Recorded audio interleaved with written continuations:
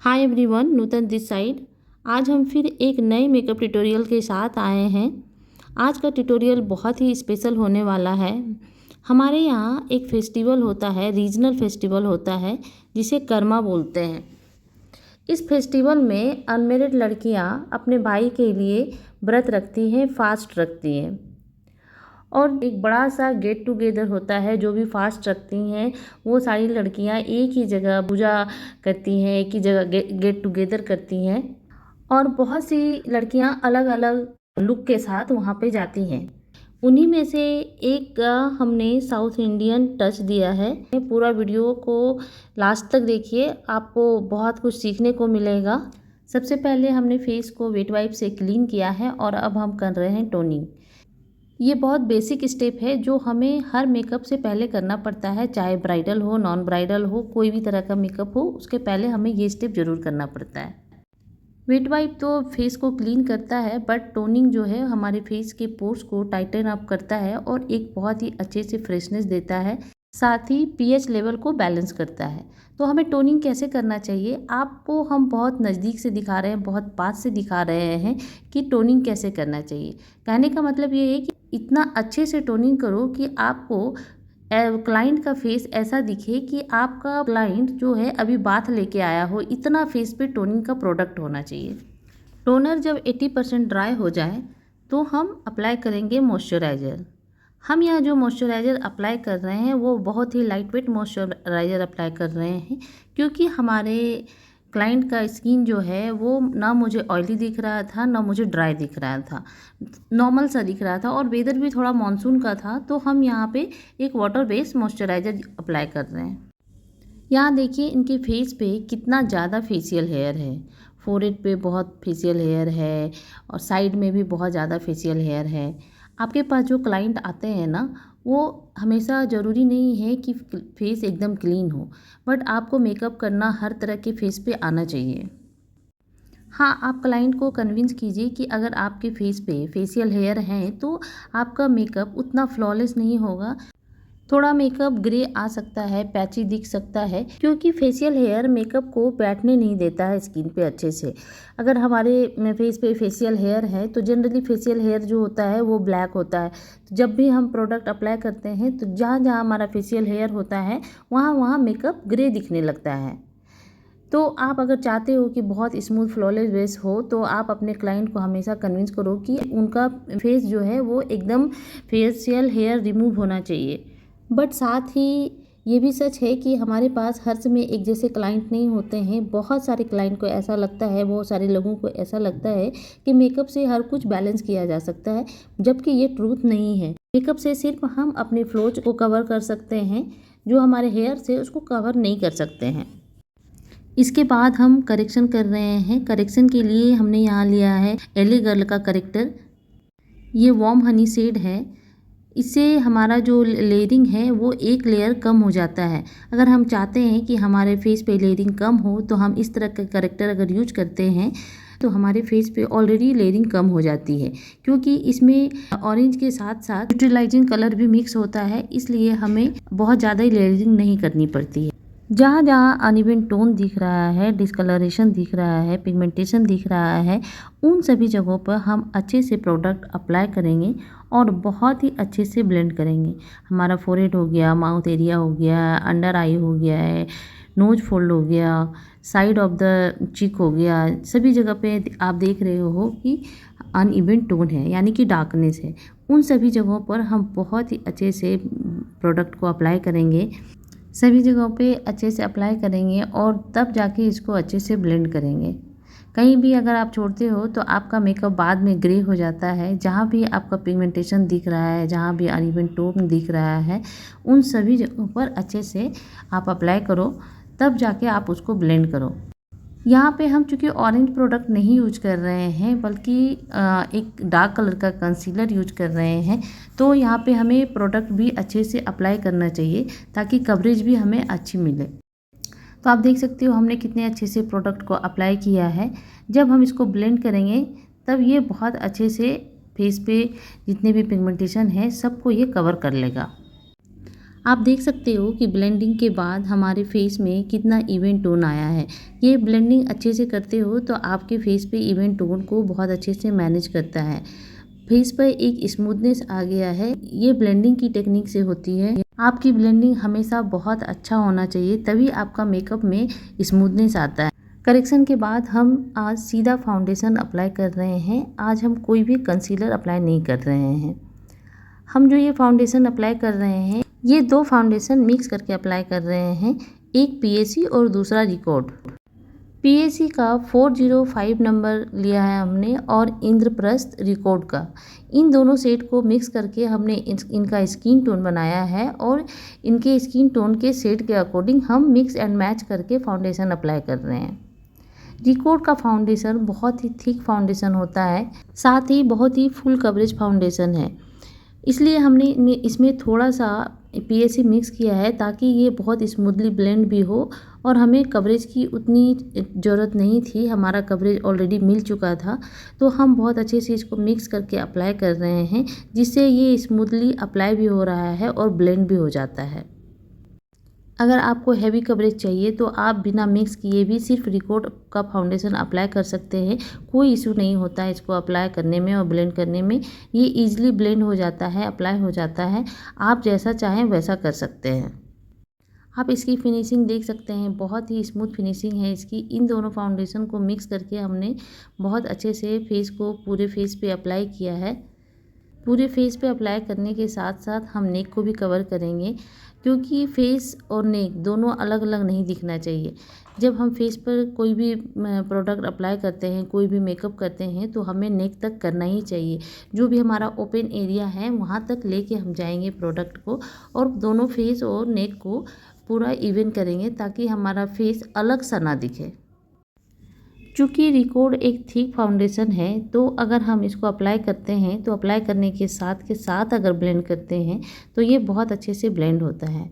आप देख सकते हो कि कितनी स्मूथ ब्लेंडिंग हो रही है, कहीं भी पैची नहीं हो रहा है, कहीं भी केकी नहीं हो रहा है। जबकि हमारे क्लाइंट के फेस पे बहुत ज़्यादा फेशियल हेयर है, फिर भी ये अच्छा दिख रहा है। क्यों अच्छा दिख रहा है? क्योंकि हमारा जो ब्लेंडिंग है वो बहुत अच्छा है। ब्लेंडिंग जो होता है ना, वो बहुत अच्छा से आपको आना चाहिए। अगर आपके हाथ में ब्लेंडिंग का टेक्निक बहुत अच्छा नहीं है तो आपका मेकअप उतना स्मूथ नहीं आता है। एकदम परफेक्ट ब्लेंडिंग से हमारा मेकअप बहुत ही स्मूथ दिखता है, बहुत ही ब्लेंडेबल दिखता है। तो आप हमेशा ब्लेंडिंग पे ध्यान दीजिए, ब्लेंडिंग पे कमांड कीजिए, ताकि आपका भी मेकअप एकदम स्मूथ हो, फ्लॉलेस हो, अच्छा बेस बने। आप जितना ब्लेंडिंग की प्रैक्टिस करेंगे उतना ही आपके मेकअप में फिनिशिंग आएगा। आप देखिए, इनके फेस पे इतना ज़्यादा फेशियल हेयर था, फिर भी हमारा मेकअप कितना स्मूथ दिख रहा है। इसी तरह हम ब्लेंडिंग करते रहेंगे, बहुत अच्छे से ब्लेंड करेंगे। Blend blend blend, blending is the key. Neck area को भी हम कवर कर रहे हैं। सेम फाउंडेशन जो हमने फेस पे अप्लाई किया था, वही फाउंडेशन हम नेक पे भी अप्लाई कर रहे हैं। पूरे नेक पे अच्छे से अप्लाई कर देना है, फिर उसको ब्लेंडर से अच्छे से ब्लेंड कर देना है। फेस और नेक दोनों पे ब्लेंडिंग अच्छी होनी चाहिए। नेक भी हमारे फेस से बहुत क्लोज होता है, इसलिए नेक पे भी ब्लेंडिंग अच्छी होनी चाहिए। अब हम यहाँ हाईलाइटिंग कर रहे हैं। हाईलाइटिंग के लिए आज हम कोई कंसीलर नहीं यूज कर रहे हैं। अगेन हम आज फाउंडेशन ही यूज कर रहे हैं। अगेन ये रिकॉर्ड का ही फाउंडेशन है, इसमें हम कोई अदर फाउंडेशन नहीं मिक्स किए हैं। क्योंकि रिकॉर्ड का फाउंडेशन थिक है, इसकी कवरेज अच्छी है, तो हम यहाँ एज ए कंसीलर हाइलाइटिंग के लिए सिर्फ रिकॉर्ड यूज कर रहे हैं। इसका आप शेड देखिए तो इसका शेड फेयर है, जो कि हाइलाइटिंग के लिए बहुत अच्छे से वर्क करेगा। जो भी हमारा हाइलाइटिंग पॉइंट है उन सभी जगहों पर हम ये प्रोडक्ट अप्लाई कर देंगे और अच्छे से ब्लेंड कर देंगे। हमने पहले भी कई बार बताया है कि हमारा जो हाइलाइटिंग का शेड होता है वो हमारे नेचुरल जो हमारा स्किन टोन है उससे 1-2 शेड लिफ्ट होना चाहिए, बहुत ज़्यादा नहीं होना चाहिए। अगर बहुत ज़्यादा शेड लिफ्ट करते हैं तो हमारा मेकअप ग्रे होने का चांस रहता है और हमारा मेकअप अच्छा भी नहीं दिखता है, बैलेंस नहीं दिखता है। इसलिए हम जब भी हाइलाइटिंग करते हैं तो 1 से 2 शेड फेयर करना इनफ होता है, उससे ज़्यादा कभी नहीं करना चाहिए। आप देखिए, जो हमारा हाइलाइटिंग शेड है वो स्किन में कितने अच्छे से मर्ज हो गया है। इसको भी हम बहुत अच्छे से ब्लेंड करेंगे। पूरा मेकअप अच्छे से सेट होना चाहिए, कहीं भी पैची नहीं होना चाहिए। इसके बाद हम लिक्विड ब्लशर अप्लाई कर रहे हैं। ये O2O का ब्लशर है, ये बहुत अच्छा ब्लशर होता है, ये बहुत अच्छे से ब्लेंड भी करता है। आज हम आपको जो भी प्रोडक्ट दिखला रहे हैं सब अफोर्डेबल रेंज में है, सब इकोनॉमी रेंज में है। आप अगर एक इकोनॉमी रेंज में ब्राइडल मेकअप करना चाहते हैं, पार्टी मेकअप करना चाहते हैं, तो ये सारे प्रोडक्ट आप परचेज कर सकते हैं। ये बहुत अच्छे रिजल्ट के साथ काम करते हैं। चिक्स के साथ साथ हल्की सी ब्लशर अगर नोज टिप्स पे देते हैं तो जो हमारा फेस है ना वो बहुत क्यूट लगता है, फ्रेश लगता है, इसलिए हम हल्के से ब्लश को नोज पे भी अप्लाई करते हैं। ये ब्लशर बहुत अच्छे से ब्लेंड होता है, इसकी ब्लेंडेबिलिटी बहुत अच्छी है। बट आप जब भी ब्लेंड करें तो अभी जो हम ब्लशर अप्लाई कर रहे हैं और ब्लेंड कर रहे हैं तो यहाँ क्या हो रहा है कि लेयरिंग हो रहा है।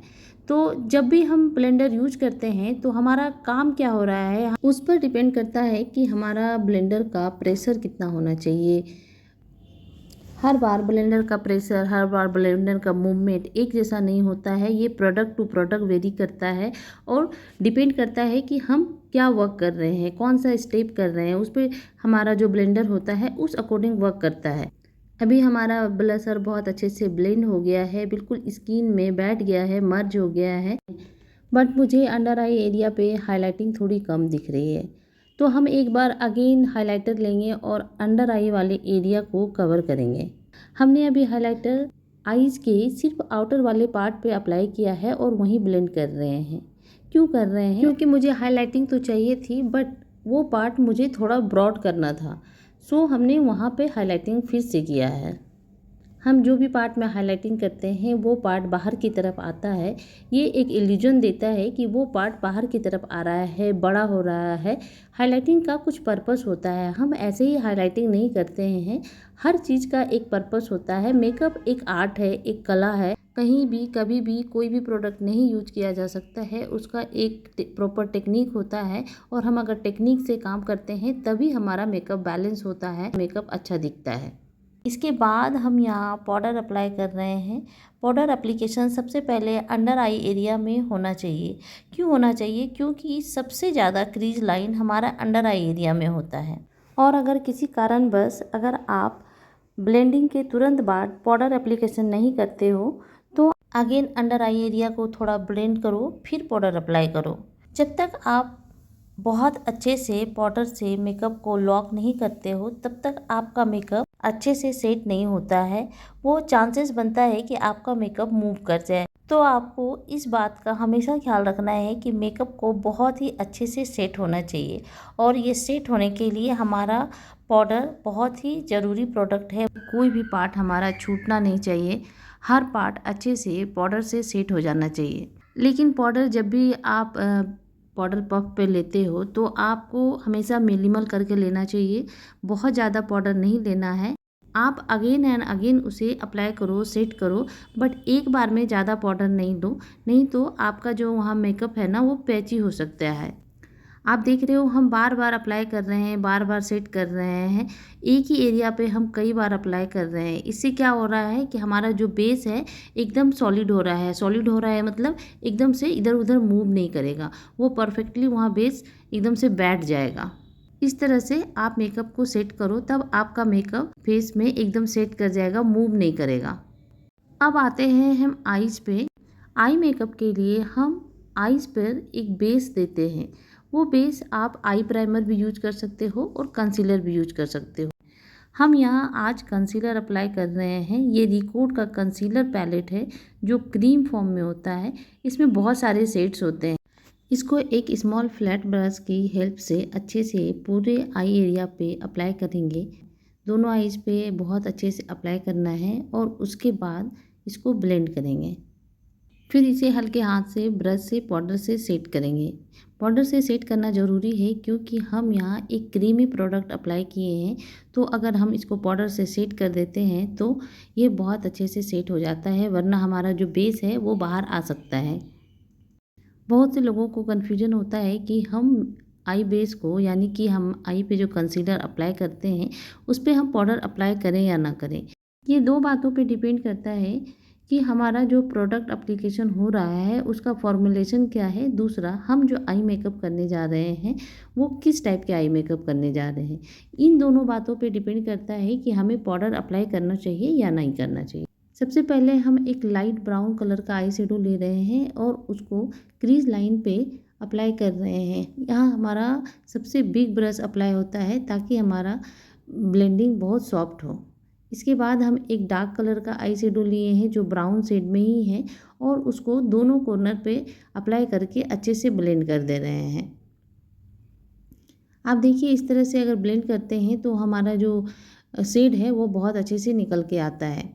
यहाँ हमारा दो शेड नहीं दिख रहा है बल्कि बहुत अच्छे से ग्रेडेशन दिख रहा है।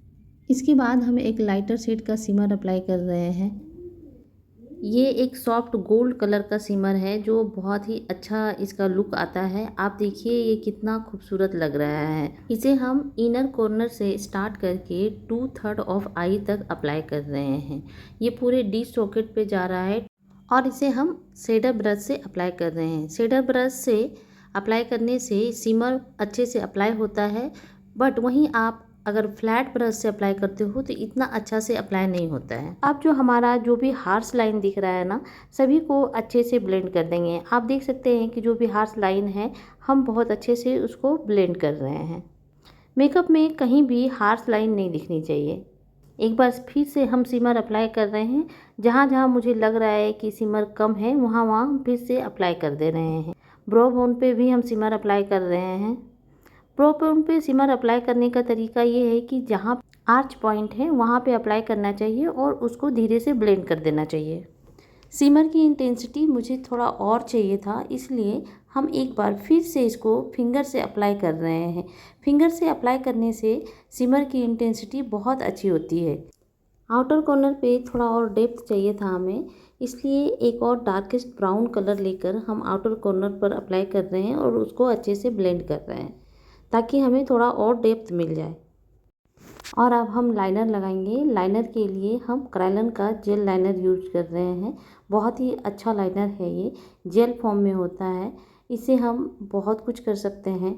इससे हम सिर्फ लाइनर ही नहीं कर सकते हैं बल्कि स्मोकी आई के लिए बेस बना सकते हैं, मस्करा के लिए अप्लाई कर सकते हैं। ये बहुत ही क्रीमी टेक्सचर में होता है, बहुत स्मूथली ग्लाइड होता है। One of the best product है ये लाइनर के लिए। इसी को हम वाटर लाइन पे भी अप्लाई कर रहे हैं एज ए काजल, और ये अप्लाई हम एक ब्रश के बैक साइड से कर रहे हैं, यानी कि ब्रश के हैंडल से कर रहे हैं। और साथ ही साथ हम रिमिंग भी कर रहे हैं। रिमिंग मीन्स जब हम अपर वाटर लाइन पे काजल अप्लाई करते हैं या जो भी प्रोडक्ट अप्लाई करते हैं तो उसको कहते हैं रिमिंग करना। कितना आसान है ना, हम एक प्रोडक्ट से 3 काम कर रहे हैं। हम चाहे तो इसे मस्करा भी लगा सकते हैं। जो थोड़ा भी फॉल आउट हुआ है उसको हम ब्रश से पाउडर के साथ उसको वॉश आउट कर देंगे ताकि हमारा जो भी फॉल आउट है वो सारा हट जाए। और अब हम कंटूर कर रहे हैं। ये कंटूर का मेरा फेवरेट पैलेट है। ये कैरेक्टर कॉस्मेटिक का पैलेट है। क्यों फेवरेट है? क्योंकि इसमें कंटूर का बहुत सारा शेड अवेलेबल है। साथ ही इसमें कूल टोन और वार्म टोन दोनों टोन अवेलेबल है। सो ये पैलेट वर्सेटाइल वर्क करता है कंटूर के लिए। आप इस पैलेट को अगर रखते हैं तो आपका काम बहुत आसान हो जाता है। फोरहेड और जॉ लाइन को भी हम कंटूर करेंगे। कंटूरिंग से हमारा फेस बहुत ही चिजल दिखता है, बहुत ही शेपअप दिखता है। कंटूरिंग हमारे मेकअप का एक बहुत ही इम्पोर्टेंट पार्ट होता है। कंटूरिंग हमेशा राइट वे में करना चाहिए, जो कि फेस शेप के अकॉर्डिंग होना चाहिए। इसके बाद हम आईब्रो फिलिंग करेंगे। आईब्रो फिलिंग का 2 मस्ट है फॉर्मूला होता है, एक थिक टू थिन और दूसरा लाइट टू डार्क। ये 2 फॉर्मूले को फॉलो करना होता है जब भी हम आईब्रो फिलिंग करते हैं। बाकी ये इसका शेप परफेक्ट होना चाहिए। अगर आपने शेप परफेक्ट नहीं किया है तो पूरा मेकअप हार्श लग सकता है, और अगर शेप परफेक्ट हुआ है तो पूरे मेकअप को ये स्ट्रक्चर देता है, ये बैलेंस देता है। सो आईब्रो मेकअप का one of the important part होता है। आईब्रो की फिलिंग, शेपिंग सब कुछ एकदम बैलेंस होना चाहिए। इसके बाद हम लोअर लिड को कंप्लीट करेंगे।